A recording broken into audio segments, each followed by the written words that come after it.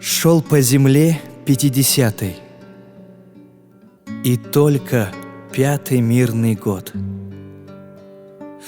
Как быстро все уже забыто, уже пресытился народ. На Невском замерло движение. Ни ночью, нет, средь бела дня. На перерез всему движению седая женщина пошла.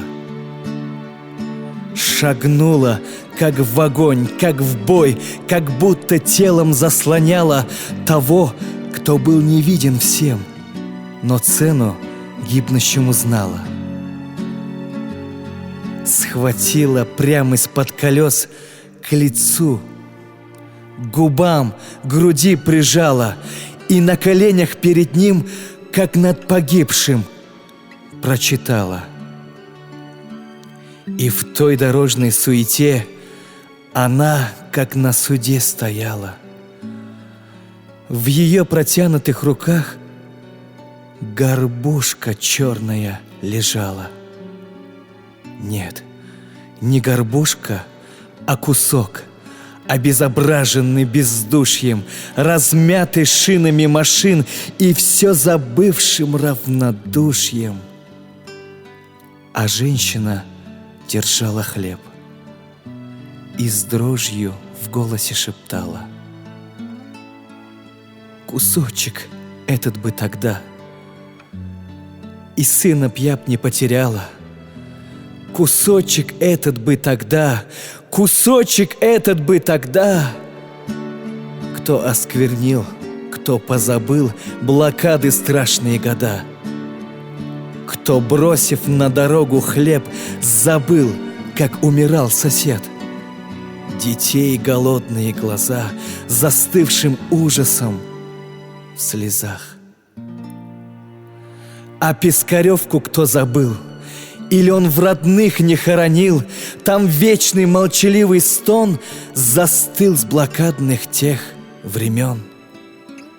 Там в страшной братской коммуналке лежат умершие в повалку. Им не достался тот кусок, лежащий здесь, у ваших ног. Кусок, не подаривший жизнь. Кто бросил хлеб, тот отнял жизнь. Кто предал хлеб, его вину суду погибших предаю.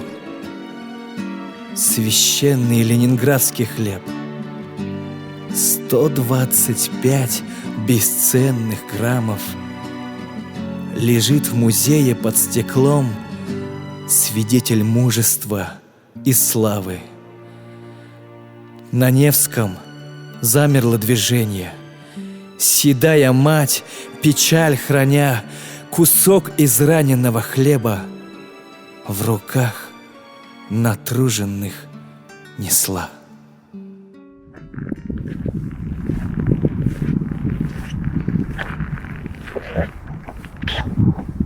Священный ленинградский хлеб, 125 бесценных граммов, лежит в музее под стеклом, свидетель мужества и славы.